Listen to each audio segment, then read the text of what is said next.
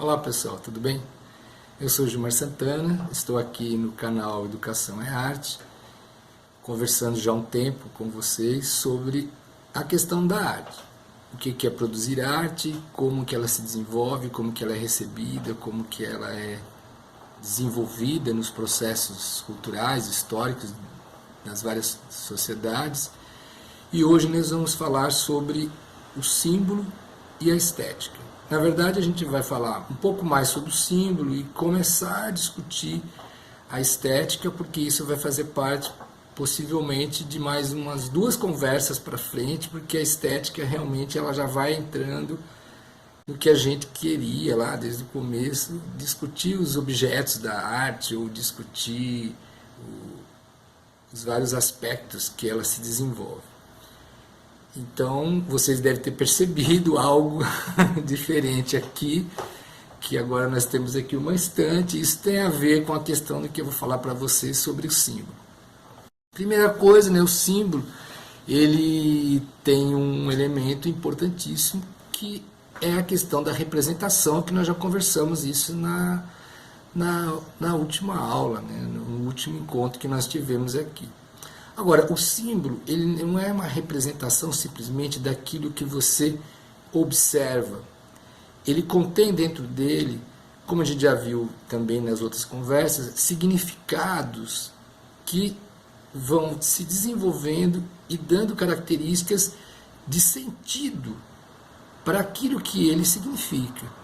Então, você sabe a diferença, né, de uma coisa grande, de uma coisa pequena. Você sabe a diferença de uma coisa fria, de uma coisa quente. E todos esses elementos, inclusive essas palavras que eu estou falando, elas são dotadas de um símbolo que quando você fala quente, você imagina um tipo de coisa. Quando você fala frio, você imagina outra coisa. Isso tem a ver também, por isso, não à toa, com as questões estéticas. Agora, porque as estéticas estão ligadas, a estética está ligada à questão dos sentidos e do sentir. Agora, o símbolo, ele é um porta-voz de elementos que vão se construindo nas relações sociais e elas são cambiadas, elas são trocadas, elas são compartilhadas. Então, esse elemento é uma coisa muito importante, porque quando isso vai acontecendo, a gente pensa, bom, então ele é o processo de fluidez de todas as coisas. Ele é. Mas, ao mesmo tempo que ele é essa fluidez, ele se coloca como regras que vão se impondo nas relações e vão organizando, de uma certa forma, todos os processos da sociedade. Então não é simplesmente o fato de você delegar valores e de você delegar sentido a todas as coisas que você vai construindo no mundo e vai conectando uma com a outra. O símbolo ele tem um elemento importantíssimo de agregação e, ao mesmo tempo, ele separa e ele divide. Separa e divide e ao mesmo tempo ele pode unir e separar. E por que ele une e separa? Primeiro porque o símbolo ele identifica coisas, identifica ligações entre as coisas que a gente quer dar sentido. Então observe que ao mesmo tempo que ele é um processo de identificação, de pertencimento a um grupo ou alguma escolha que a pessoa faz. Então, ele também é a delimitação daquele que não pertence a esse grupo, ou que não pertence àquelas escolhas, ou que não pertence a um universo estético. Então, você sabe que uma pintura é diferente de uma escultura, você sabe que um filme é diferente de uma fotografia. Ainda que você tenha elementos que estejam identificados e que possam se misturar, quando você está observando o símbolo, você não simplesmente está experimentando a linguagem que ele apresenta para você. Ele também identifica questões das características próprias dele que faz com que a gente perceba as coisas no mundo. Então, vamos pegar alguns exemplos. Se você pertence a uma religião, essa religião ela é marcada por símbolos, por rituais, todos esses elementos identificam o seu lugar de pertencimento. Então ele une. Se você detém o conhecimento dos códigos, você pode dizer que você está mais unido ainda a esses elementos da religião. Se você não detém esses códigos, você está mais separado dela. E se você não pertence a esse grupo de religião, também, quando essas experiências ou quando esses elementos aparecem simbolicamente diante de você, você se sente não pertencente, você se sente separado. Então observe, são os mesmos elementos. Agora, as experiências com o símbolo vão identificando o lugar que nós estamos nos relacionando com ele. E ele também vai decidindo, e aí é engraçado isso, né? Porque ele em si é um objeto, é uma palavra, é uma expressão cultural, mas todos esses elementos, eles vão simbolicamente, né? E aí no nosso imaginário, eles vão organizando e vão distribuindo as formas de relações dentro da sociedade. Então observe o quanto que o símbolo ele tem um peso nas relações. Então por isso que ele traz sentido às coisas. E lembrando que também ele troca coisas. Então um símbolo ele pode ser complemento de outro, ou ele pode ser justamente a limitação para o início de outro. Então ao mesmo tempo que ele diz o que é o sim, que vai unificar, ele pode ser também o elemento que é o não, que fala, então a partir daqui se começa uma outra coisa. Então, ao mesmo tempo, ele revela também e oculta. E por que ele revela e oculta? Porque o fato de você pertencer àqueles elementos que você se identifica e que você pertence àquele conjunto de elementos simbólicos, faz com que você entenda por que eles existem e por que eles significam. E o fato de você não compreender isso também faz com que os próprios símbolos estejam ocultando de você alguns elementos. Então isso a gente vê novamente isso muito na religião. Então, se no candomblé você não conhece os orixás, não conhece o perfil de cada um, então para você, quando você vê uma dança em que estão lá colocados vários orixás, você vê simplesmente uma dança. Agora, se você entende por que esses orixás estão lá e qual é a função deles dentro daqueles grupos, então aí isso se transforma simbolicamente na sua experiência, é uma outra experiência. Então, observe que nesses elementos, quando o símbolo compartilha coisas, ele vai compartilhar significados e vai compartilhar sentidos.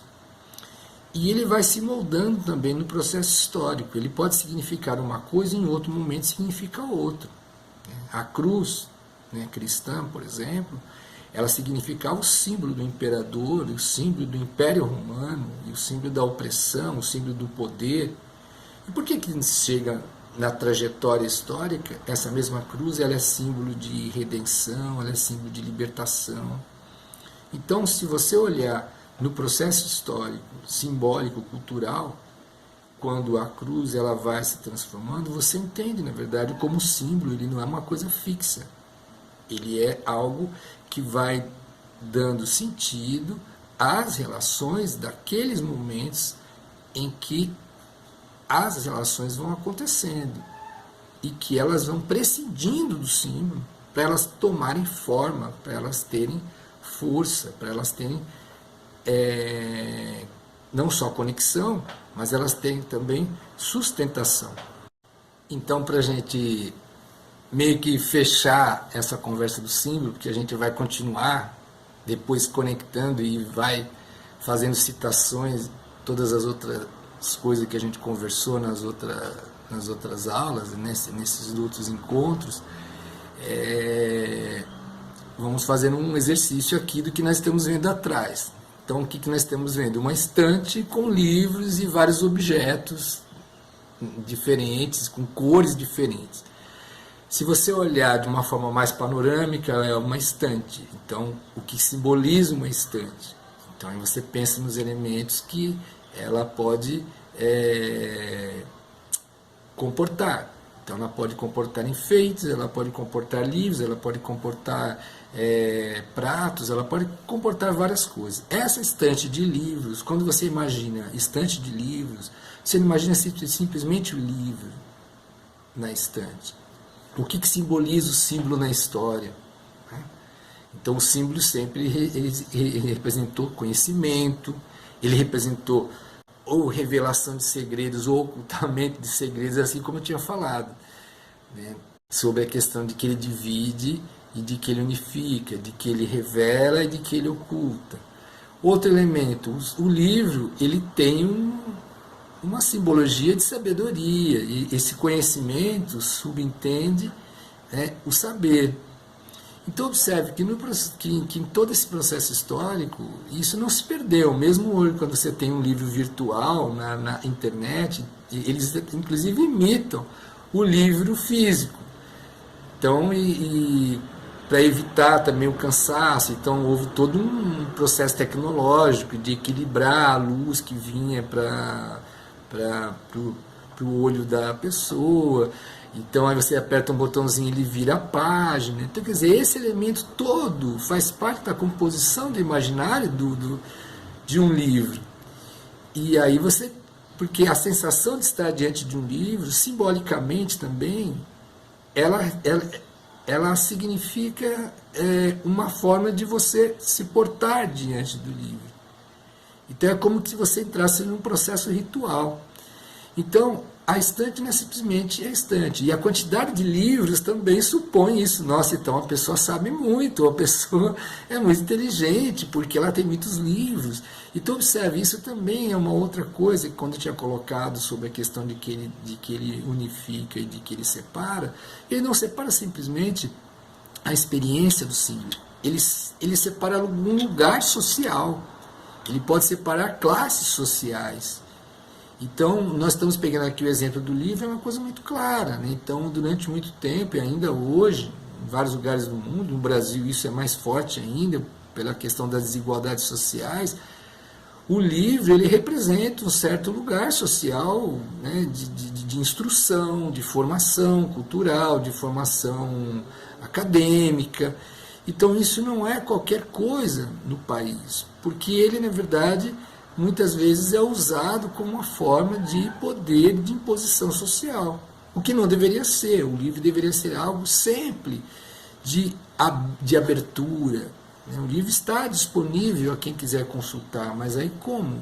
Quais as condições? Então observe que a própria simbologia simplesmente de um livro, ela subentende um conjunto de elementos sociais que ele sintetiza. Então, ao mesmo tempo que o símbolo ele é síntese, ele é o início de todas essas compreensões das relações que estão construídas em torno dele. Então isso é uma coisa muito importante.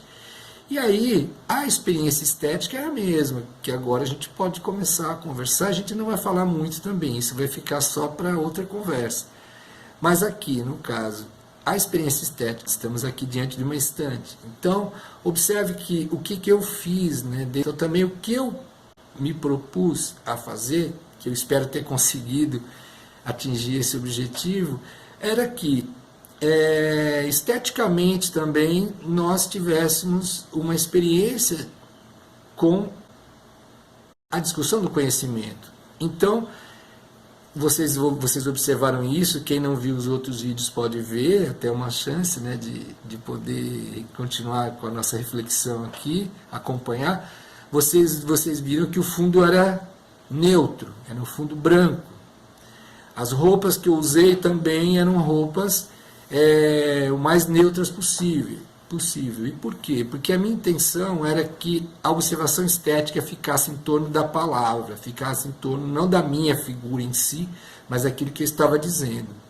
Quando você tem mais elementos, a última conversa que nós tivemos, vocês viram que eu vesti uma roupa que era uma fantasia, que representava o homem da meia-noite, de Olinda, e depois eu coloquei algumas fotos para vocês observarem o próprio boneco do homem da meia-noite e como que essas coisas todas se relacionavam. Então agora aos poucos vocês vão perceber que agora nós vamos introduzir mais elementos de linguagem aqui, porque observe, o fato só de eu estar aqui falando com vocês com uma estante atrás, possivelmente vocês estão tentando enxergar qual o nome dos livros aqui, né, aqui atrás, vocês estão tentando observar que objetos estão na estante, observe, tudo isso é simbólico, tudo isso diz respeito a coisas da própria experiência, ou que vocês tiveram, ou que vocês não tiveram. Claro que quem tem maior experiência de algum livro que está aqui na estante e que leu, ou de algum objeto que conheça porque viajou, ou porque ganhou de amigo e também está na sua estante, o símbolo dessa estante se modifica também, para quem conhece mais e para quem conhece menos o que está aqui na estante. Então observe a força que tem isso também esteticamente, porque a estética que vocês vão usar principalmente para observar a estante é a estética do olhar.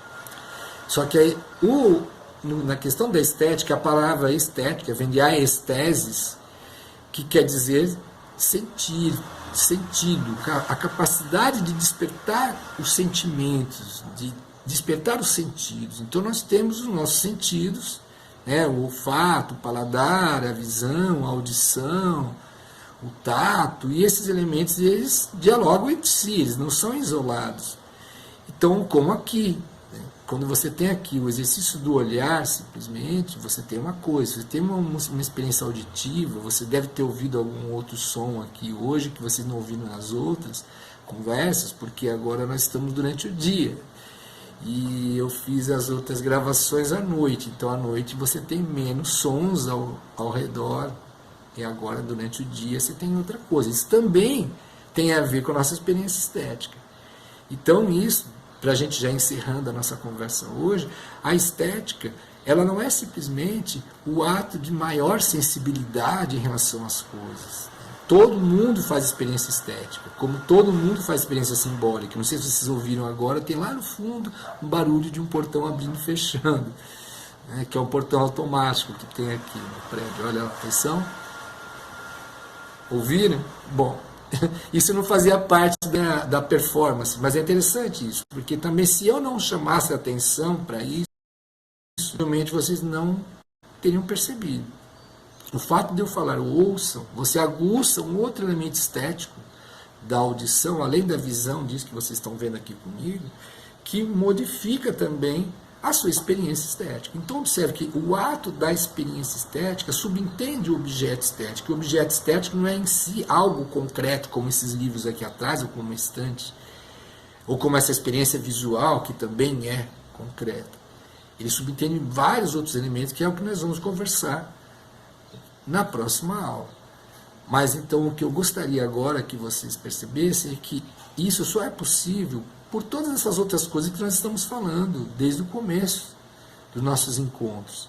E o símbolo aqui, ele vai, na verdade, juntamente com o imaginário, juntamente com todas as outras coisas que nós já conversamos, ele vai meio que coroando esses elementos e aí conectando mesmo, para a gente poder observar como é que nas relações que a gente tem com os objetos, e aí por isso a questão da arte, que é onde nós estamos toda hora chegando, e meio que chegando próximo e depois, né, de novo se distanciando para entender do que nós queremos falar, é justamente nesse momento que a gente percebe que o elemento do símbolo, ele é essencial para a experiência artística, para a experiência com a arte. E aí não é simplesmente a arte, como a gente também, eu já falei outras vezes para vocês, como algo muito apurado, né, no sentido de exigir intelecto. As pessoas podem perguntar, não, mas eu preciso saber tudo isso para eu poder ter experiência artística. Você precisa perceber que essas coisas existem e que existem estudos para compreender por que a gente sente, por que a gente percebe essas coisas.